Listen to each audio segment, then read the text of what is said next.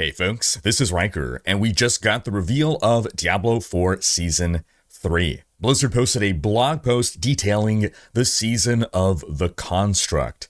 Thursday, we're going to have the dev stream where they're going to dive into even more details, but right now, let's read through this and see what the Season of the Construct is all about. You'll be getting my first impressions here as we go through this. Ancient forces threaten Sanctuary, aided by your...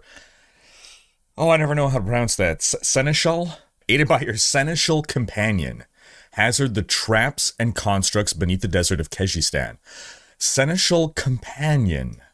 Alright, our enemy is the demon Malphus. We gotta go deep beneath the surface. Some kind of dungeon, like a... I've heard ideas thrown around of wanting a dungeon that just keeps going down, down, down, down. Starts January 23rd, 10 a.m. PST. Uncover the powerful secrets of Zoltun Kull's loom. Oh my gosh, wait, they were serious when they were saying evil looms. Oh my gosh, the teaser from last week, evil looms. It actually is an evil loom. I can't believe the Mad Lads did it. They... Oh my god. Zoltun Kull's loom. Zoltun Kull's not really evil. It's debatable. A new dungeon type called Vaults. A seasonal robotic seneschal companion. We've got a robot. Okay, so it's gonna be like a golem construct. That's what the gears are for. So the clockwork device is gonna be our robotic companion. All right, it's a season of robots. Weekly leaderboards in the gauntlet. Weekly leaderboards. Are we getting challenge rifts back? Is this D3 challenge rifts again now? Quality of life features. Constant Helltide events. Okay, we knew about that one. Okay, let's dive in. Let's see. So this is Zoltun Kull's legacy. All right, so this is interesting because Zoltun Kull was a big character in D3. But the voice actor of Zoltun Kull is the same as the voice actor... The Diablo 3 Zoltun Kull voice actor is the same as the Diablo 4 Mephisto voice actor. So I wonder, are they getting the same guy? Are we just not going to hear Zoltun Kull's voice? Are they getting a different guy to do Zoltun Kull?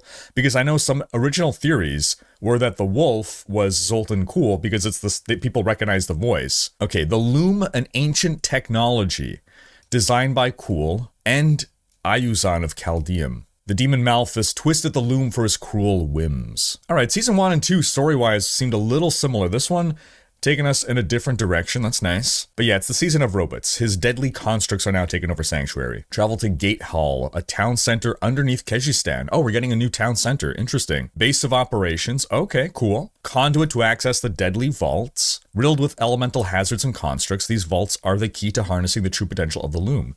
Okay, so instead of something out in the open world, we are traveling to a new town hub, and from there to these new dungeons called vaults, I suppose. Travel to the loom to stop the threat. Malphus is the boss. Oh, here are our robots. We got like a scorpion and a... Okay. Wield the power of the loom. Acquire your very own seneschal companion. Is this their way to bring back like Diablo 3 and Diablo 2... companions and mercenaries? I know people have been asking mercenary when. I guess this is a form of mercenary, and they do fight alongside you, engaging directly in the fight or aiding you dutifully on the sidelines.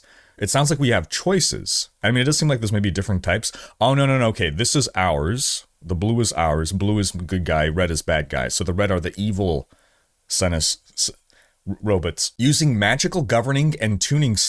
Whoa, wait a minute. Using governing and tuning stones, augment your seneschal to best suit your targeted build for Season of the Construct. Governing stones determine which attacks your seneschal can perform, while tuning stones will augment those skills and provide greater utility. Oh, okay, so governing, you get 2 governing stones, it looks like, and then 3 tuning stones. This is like the best form of companions ever. We get more... I mean, I guess we don't get to give them items, but instead we're basically building their kit. Yeah, 2 governing stones, 6 tuning stones, 1 governing stone for each attack, and 3 tuning stones to augment the ability. There are 12 different governing stones, 27 different tuning stones of different rarities to seek out in the vaults. Okay, so Season 1 we had the Malignant Hearts. Season 2 we had the Blood Powers, which were a deeper mechanic than the Malignant Hearts.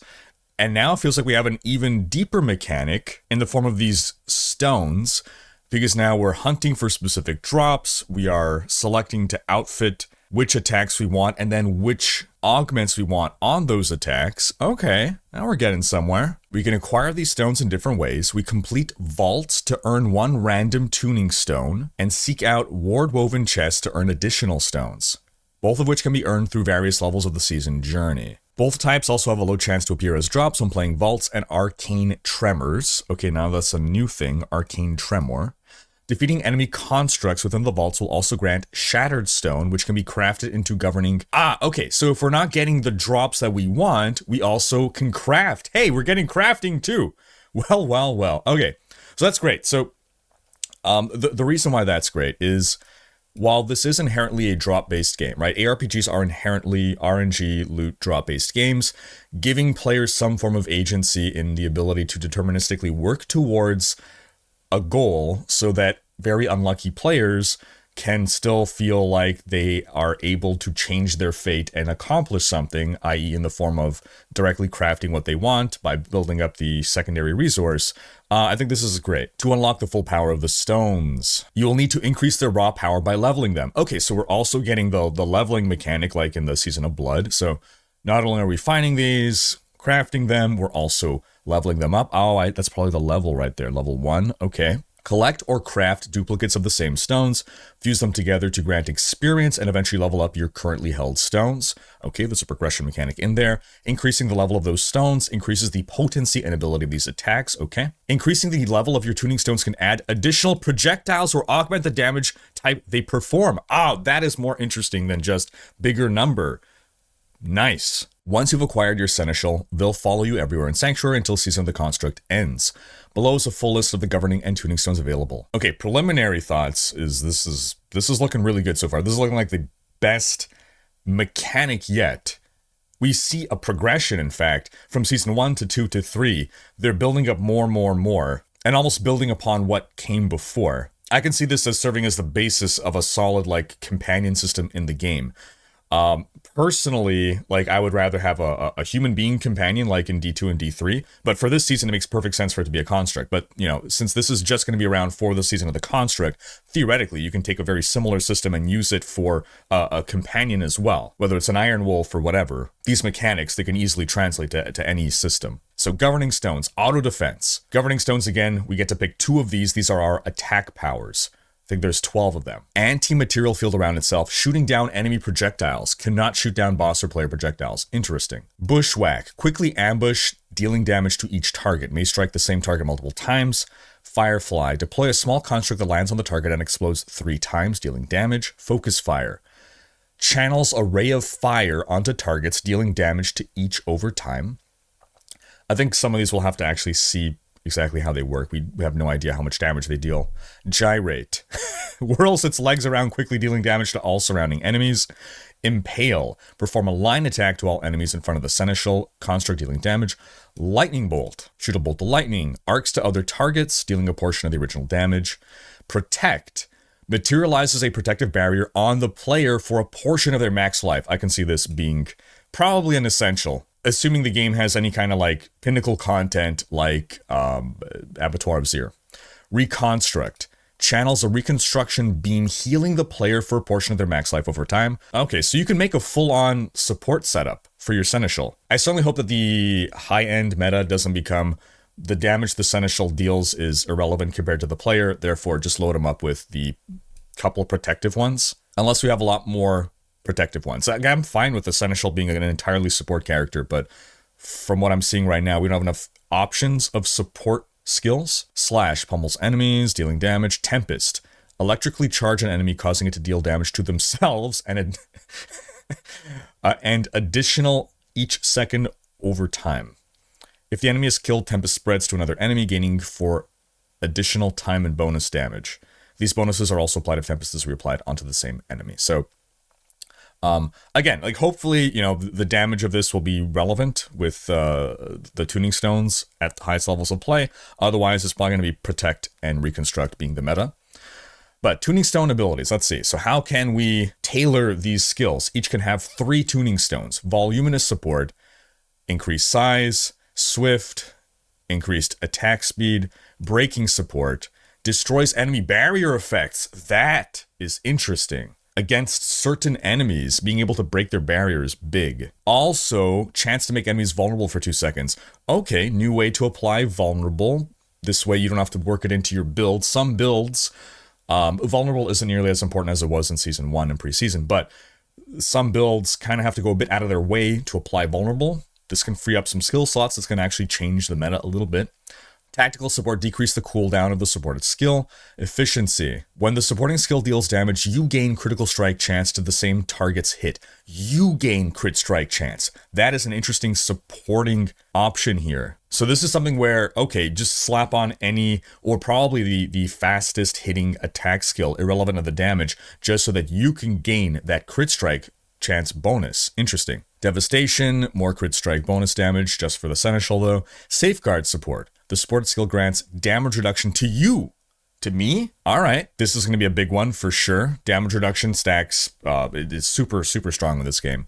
Frigid support applies chill. Again, can help with some builds that maybe will need chill, but that's sort of being deprioritized. Burning support, similar thing. Applies burning damage over time. Oh, burning enemies take bonus crit strike damage. Oh, from the Seneschal, okay. So again, some like sorcerer builds or bar builds might rely on burning over time, but electrocution, a portion of the support skill's damage is applied as lightning over the same enemy and has a chance to stun. Yeah, okay. There still are some effects, some builds that rely on stunning enemies. Bleeding support, enemies take bonus bleed damage from all sources while moving. Bonus bleed damage from all sources. Oh, that could be big for bleed builds. Poison support applies a poison dot. Chance to spread poison to other enemies. Dusk support, shadow damage. Afflicted enemies who attack have a chance for their attacks to be interrupted. Oh, it doesn't interrupt bosses, okay. Duration support, increased duration. Fortify support. Ooh, when your buddy uses his skill, you gain Fortify. Interesting. There definitely are like some Fortify builds. Generally, the builds that rely on Fortify have enough ways to gain Fortify, but still. Resource support. Player gains an amount of primary resource when the supporting skill first deals damage. Well. That is actually potentially huge. You get some fast attacking skill. Again, who cares about the damage? It's generating resource for you. We could potentially, swap off generators for some builds. Initiative support. Seneschal teleports to the target. Arcing support. Hit additional enemies. Multi-shot. Additional projectiles. Piercing. Pierce enemies. Gripping. Damage and effects done by the supporting skill to distant enemies. Pull them towards the Seneschal. Can only occur once every so often. Registered damage. Any damage is registered. Registered damage explodes at effectiveness when the target dies as fire damage. Okay, so builds up damage to eventually exploded. This might be the key to making the Seneschal actually deal damage.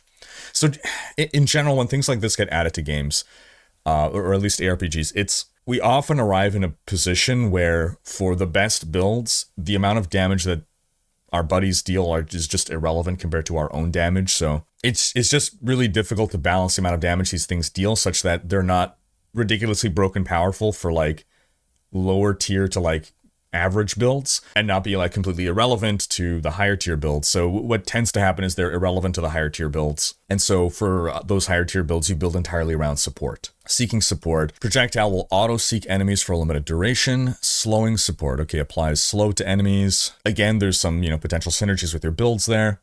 Mockery support. Taunts enemies. Okay. Doesn't work on bosses, but still pulls a bit of aggro off you. That's nice. Oh, and then there's two others, Evernight and Genesis. So these are going to be rare drops, it looks like. Fabled tuning stones, far beyond the capable power of mere mortals. Their existence is ephemeral, never confirmed by a dignified mage of high ranking. All that is known of them is writ below. Evernight and Genesis. Okay. Evernight, I'm guessing like you're going to be constantly cloaked. I don't know. That's not really useful to anyone other than a rogue, I guess. Genesis, no idea. But yeah, these are going to be the most powerful ones. Probably very rare to get. Okay. So before we dive into vaults there, again, right off the bat, this is looking like the best mechanic yet. Both in terms of the depth of your ability to exert agency over it, your ability to customize it, and just how you acquire it and how you level it up. Altogether, this seems like the strongest season mechanic yet. How it actually plays out in balance and all that, I mean, only playtesting, we'll see. But those are things that could be tuned, right? Numbers can be tuned if something is overpowered, underpowered, right? That's why PTR would be great, but what's most important is the mechanics and systems underlying it, and this is super promising, and if it's any indication of what's to come in the future, again, very, very, very promising here. I'll reiterate, Season 1's theme was underwhelming.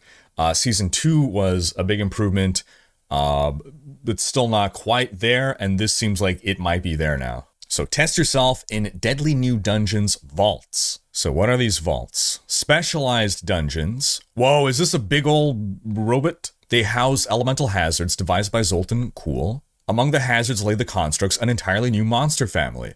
That as well, right? So Season 1, Season 2, we just had kind of reskinned monsters. Now these are like new monster models entirely. There's going to be several elemental variants. Oh, maybe resists are going to be more important. Upon entering the vault, after converting the required pearls of warding, you can be blessed by Zoltan's warding, a special layered blessing which grants access to riches within the vaults.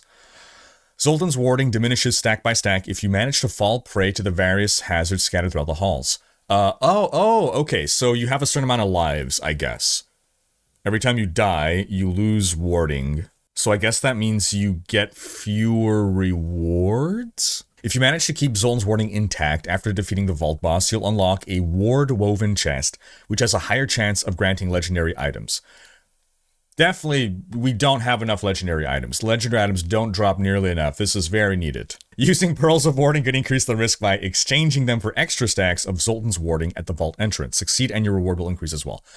Using Pearls of Warding can increase the risk by exchanging them for extra stacks of Zoltan's warding at the vault entrance. It would be nice to have like a video kind of showing this as they're talking through it, but I guess that's what Thursday's for. But it sounds like they're implementing a risk-reward mechanic where you can choose to increase the difficulty of the dungeon, and in doing so, it will increase the reward. It also sounds like, contrary to my initial thought, it's not that as you lose warding, the reward goes down. It's an all or nothing thing. So you have X number of lives. If you lose all your lives, then you don't get the ward-woven chest. If you have at least one of your lives left, your Zoltan's warding, then you do get it. I do hope this ward-woven chest is something more than just containing legendary items. I feel like they did say ward-woven somewhere above. Did they not? Additional tuning stones. Yeah, so that's the main, in my opinion, it's going to be the main reason that we care. It's for the tuning stones, not for the legendary items. Okay, at World Tier 3, Nightmare Vaults unlock. Oh, that's just regular ones. Okay, Vault Sigils will drop alongside typical Nightmare Dungeon Sigils, or they can be crafted, which will require Pearls of Warding to create. Okay, so we're using Pearls of Warding to make these Nightmare Vaults and to increase their difficulty. They're similar to Nightmare Dungeons, however, they will have deadly constructs and hazards.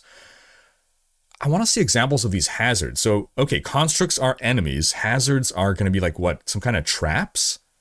Are they actually like introducing a new gameplay mechanic? Staunch the spread of arcane tremors. Yeah, what are these tremors? Dismantle deadly traps. So there are going to be traps. I wonder how this is going to work out in play. Destroy lesser and elite constructs to earn shattered stone. Dispatching elite constructs grants pearls of warding, which can be used to earn higher valued rewards from replaying vaults. So I get now why this is the season of Path of Exile. I'm sure they did not intend to make that parallel with their teaser, but overall this does feel like a very PoE style league season. And I mean that in the best of ways. Negate the arcane tremor by defeating, but what is the arcane tremor? Negate the arcane tremor by defeating the vault's mighty herald construct, securing a tenuous piece to the denizens above. We're also getting to PoE levels of jargon here. Staunch the spread of arcane tremors. I still don't understand what arcane tremors are. The first time they said arcane tremor, it was...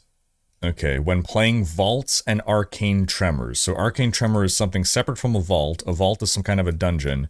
Is an arcane tremor some kind of overworld event? Yeah, pouring from the underground vault to terrorize the innocents and sinful. I'm going to assume this is some kind of overworld event. If that's the case, that's good. So we have the dungeons to delve into. We also have something in the overworld happening. That sounds like it's going to be the arcane tremors. I don't know that it's going to be able to beat Blood Harvest. Blood Harvest was really fun. It was a really, really engaging way to level up. It was a big win of an overworld activity. Probably the most fun overworld activity in the entire game. Coming soon, leaderboards arrive with the gauntlet. Wait, coming soon. Why is nothing else coming soon? A new challenge arrives later in Season of the Construct. Oh, it's not...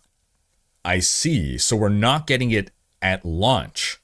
Fight through the gauntlet, a weekly rotating fixed dungeon that will have you competing for the top spot on the leaderboards.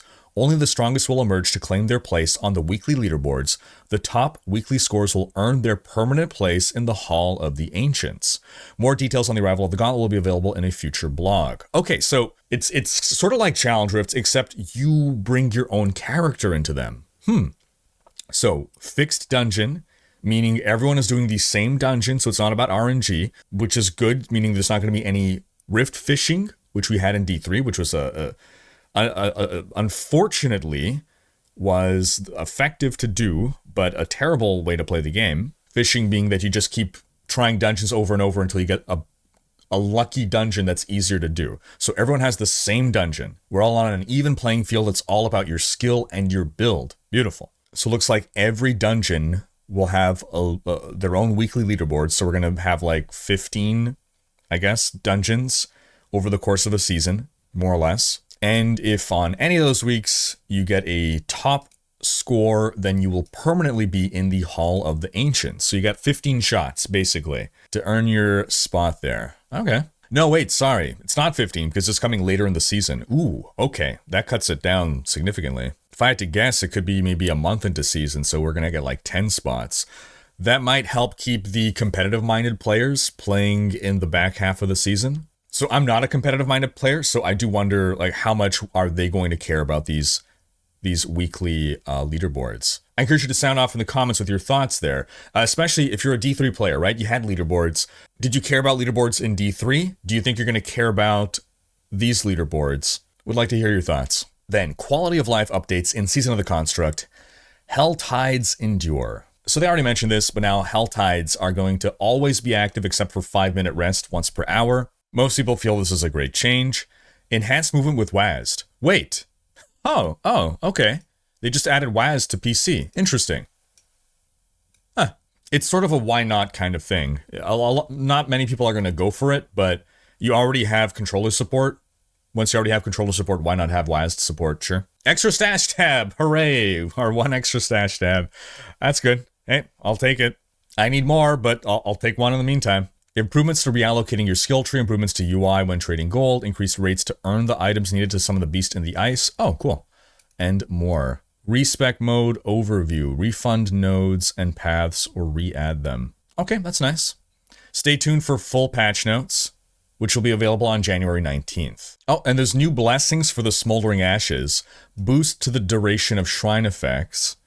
Chance to receive an additional tuning stone from ward-woven chests. Boost the chance to receive a greater collection from Whisper rewards. Cool.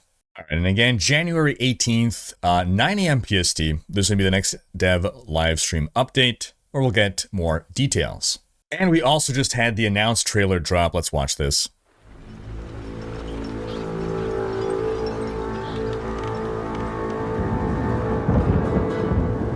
Not what I expect from the Season of the Construct. Welcome, Wanderer. I sense that recent events have brought you to me. These are strange times indeed. So many fear the inexplicable. Another witch doctor type. Deal in it. And you seek answers. Okay, that's one of those glyph This stones. will lead you to the knowledge you desire. Legends state this rune is the missing piece of an arcane construct. A mighty weapon capable of harnessing ancient power for the one strong enough to control it. But be warned, for the construct is buried deep beneath Kyrgyzstan in the ancient vaults of Zoltan Kul. Untouched for centuries, they are protected by deadly traps of Kul's own design, and guarded by his mechanical horrors. Man, is evading traps going to become like a mechanic? But the architect Zoltan Kul overestimated his cleverness. In his hubris, the mage abandoned his work leaving darker forces free to corrupt his machinations and claim the Vault's power for themselves. This is a very different theme. The answers await you in the depths. Take the rune, if you dare. All right, nice. Okay, Season of the Construct, folks. What do we think? Of course, you know, this is prior to the big itemization rework of Season 4. I'm hugely looking forward to that. I think that there are big problems with the game that Season 4 will address, but in the interim, at least with regards to what we can expect from them for seasonal themes, I think they've really stepped up the game for Season 3. I think they're getting into full swing now. I'm pretty hyped for this. But how about you folks? What do you think of Season 3 so far? Again, we'll find out more details on Thursday, but leave a comment in the meantime down below. Thanks for watching. Special thanks to my Twitch, Patreon, and YouTube supporters for making these videos possible. If you enjoyed this video, please share it, check out these other videos, and subscribe to join Rhykker's Raiders for more Diablo content.